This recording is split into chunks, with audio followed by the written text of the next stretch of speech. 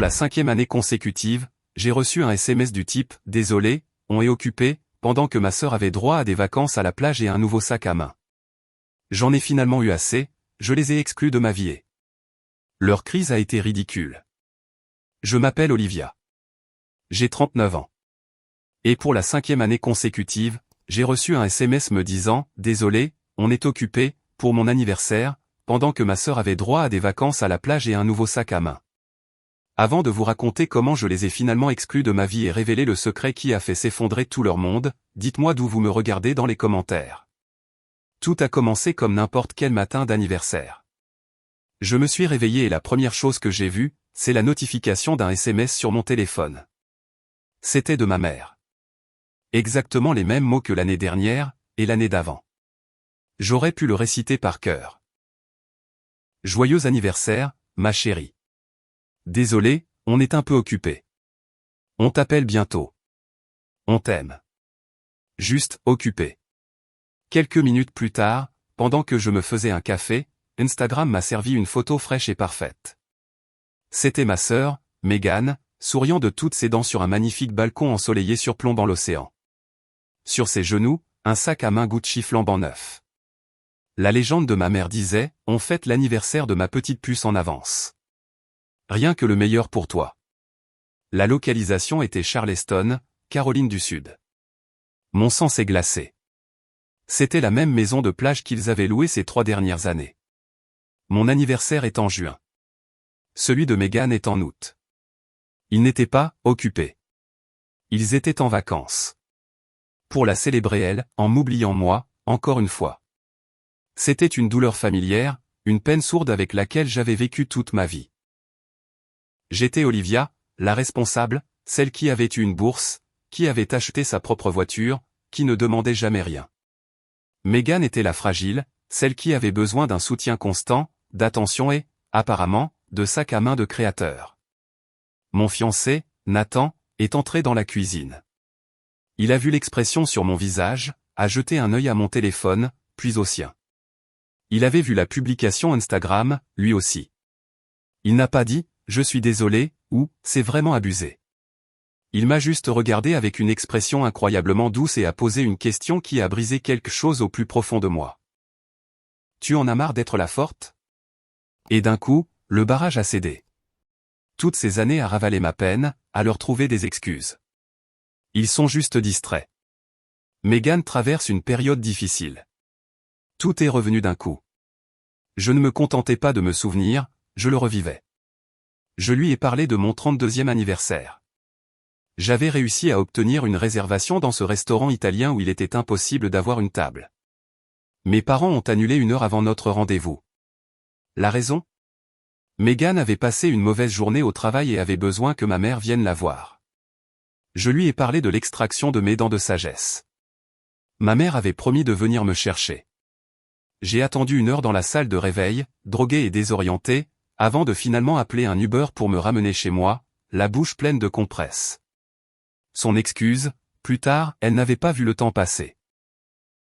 Puis est venu le souvenir qui me faisait encore l'effet d'une blessure physique. L'année où j'ai fait une fausse couche.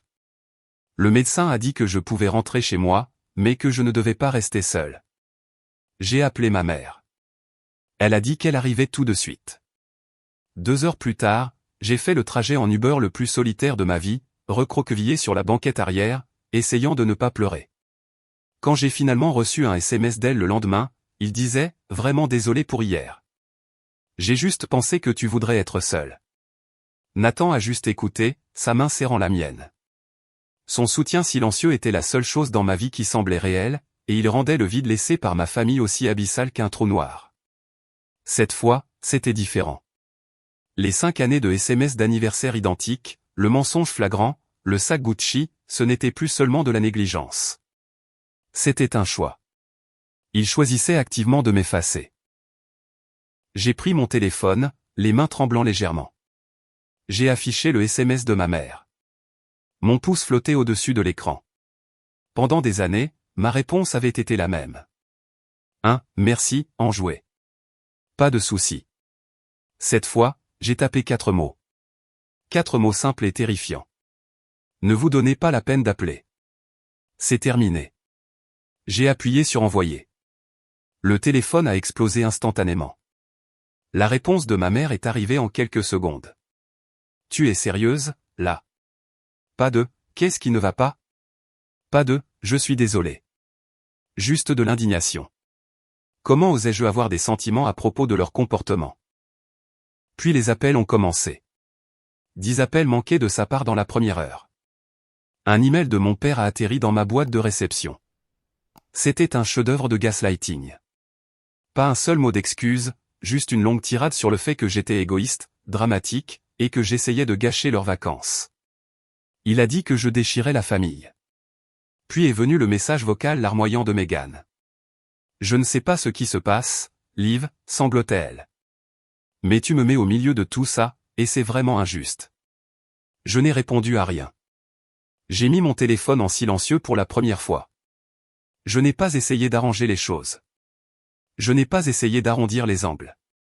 J'ai simplement laissé leur chaos exister sans ma participation. Le silence était assourdissant, mais il était aussi puissant. Une semaine plus tard, une invitation est arrivée par la poste. C'était pour la fête de départ à la retraite de mon père. Glissé à l'intérieur, de l'écriture élégante de ma mère, un petit mot, laissons tout ça derrière nous et redevenons une famille. S'il te plaît, viens. Un piège de culpabilité enveloppé dans du papier cartonné. La pression était immense.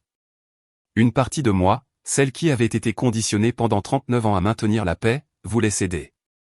J'ai même rédigé un brouillon de SMS, des excuses que je ne devais pas, juste pour faire cesser le bruit. Puis 2 choses se sont produites. D'abord, j'ai reçu un appel de ma tante, la sœur de ma mère. Olivia, ma chérie, ta mère m'a appelé. Elle est si inquiète pour toi, a-t-elle dit, sa voix dégoulinant d'une fausse sollicitude.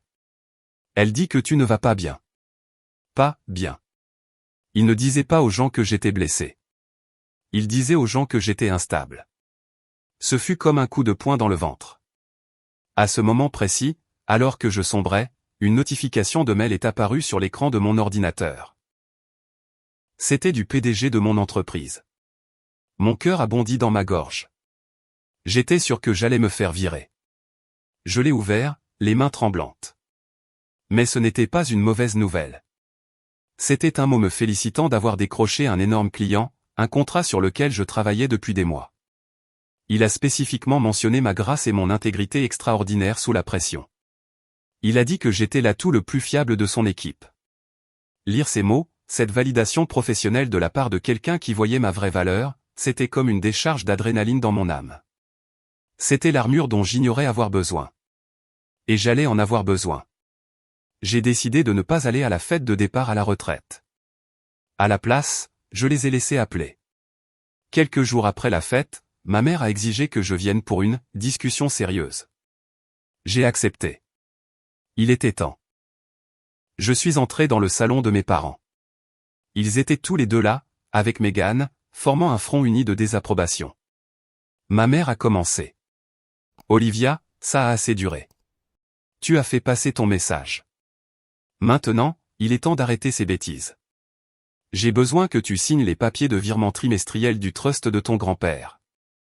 Elle a dit ça si nonchalamment, avec un tel dédain, comme si elle me demandait de passer le sel. Je l'ai regardé, puis mon père, puis Megan, qui faisait défiler son téléphone. Il n'avait aucune idée. Il n'avait vraiment aucune idée. J'ai sorti un dossier de mon sac. Je l'ai posé doucement sur la table basse. Le Trust Nightingale, ai-je dit, ma voix calme et stable dans la pièce soudainement silencieuse, a été créé par grand-père avant sa mort. Il a fait de moi, et pas de vous, l'unique administratrice. J'ai laissé cette information infuser. Il l'a fait parce qu'il disait que j'étais la seule à comprendre que l'argent était un outil, pas un jouet. Ces 10 dernières années, en tant qu'administratrice, j'ai autorisé des virements trimestriels pour financer ce foyer, pour payer le prêt immobilier, les voitures, les vacances. J'ai fait une pause et j'ai regardé Megan droit dans les yeux. Les sacs à main. Mon obligation légale était de gérer le trust pour le bien-être de la famille. Mais le trust donne aussi à l'administrateur un pouvoir discrétionnaire total. J'ai ouvert le dossier. À l'intérieur se trouvait une seule feuille de papier. Voici ma lettre de démission officielle en tant qu'administratrice, avec effet immédiat. Selon les termes du trust, une banque d'affaires prendra le relais de la gestion. Ils ne seront pas aussi généreux. Le silence qui a suivi était absolu. La couleur a quitté le visage de ma mère. La mâchoire de mon père est tombée. Meghan a finalement levé les yeux de son téléphone, ses yeux écarquillés d'une horreur naissante. Pour la première fois de ma vie, ils me regardaient. Me regardaient vraiment, non pas comme leur fille difficile, mais comme la personne qui avait silencieusement soutenu tout leur monde et qui venait de le laisser tomber. Ma mère a été la première à parler, sa voix un murmure étranglé. « Tu ne peux pas faire ça. » Mon père a retrouvé sa voix. « Olivia, c'est notre argent, notre train de vie. » C'était l'argent de grand-père, les jeux corrigés doucement. Et il me l'a confié. J'ai passé une décennie à m'assurer que vous soyez tous à l'aise. Je me suis levé, mon corps me semblant plus léger qu'il ne l'avait été depuis des années. Pendant des années, je me suis senti invisible dans ma propre famille. L'ironie, c'est que c'était moi qui maintenais tout à flot. Je ne le ferai plus. Ma tranquillité est plus importante. Je me suis dirigé vers la porte d'entrée et, pour la première fois, les paroles de colère de personne ne pouvaient m'atteindre. J'ai fermé la porte derrière moi et je n'ai pas regardé en arrière. C'était il y a 6 mois. Les conséquences ont été chaotiques. Des lettres furieuses d'avocats, des appels en larmes auxquels je n'ai pas répondu. Mais finalement, tout s'est estompé. Le bruit a cessé. Il y a quelques semaines, j'ai reçu un email. C'était de Meghan. Juste 3 phrases. Je suis désolé, Liv. Je n'avais jamais rien vu. J'essaie de le faire maintenant. C'était la chose la plus honnête qu'elle m'ait dite depuis des années. Je l'ai lu, j'ai senti une petite libération tranquille dans ma poitrine, puis je l'ai archivé. Le pardon, je l'apprends, n'exige pas toujours des retrouvailles. Je suis assise ici maintenant, dans mon appartement. C'est calme. Nathan prépare le dîner. Le mois dernier, j'ai fait ce voyage en solo à Sedona dont j'avais toujours rêvé. Je me suis acheté un beau et confortable fauteuil et je l'ai mis juste à côté de la fenêtre. Je ne suis plus invisible. Je n'avais pas besoin qu'il me voie. J'avais juste besoin de me voir moi-même. Le silence dont j'avais si peur ne ressemble plus à de la solitude. Il ressemble à de la paix. Merci beaucoup à tous d'avoir écouté mon histoire. Ce n'était pas facile à partager, mais cela me semblait important. Je dois vous demander, avez-vous déjà eu à choisir votre propre paix plutôt qu'une dynamique familiale toxique? Racontez-moi vos propres histoires dans les commentaires ci-dessous. Et si cela a résonné en vous, s'il vous plaît, mettez un like et envisagez de vous abonner pour plus d'histoires. Cela signifierait énormément pour moi.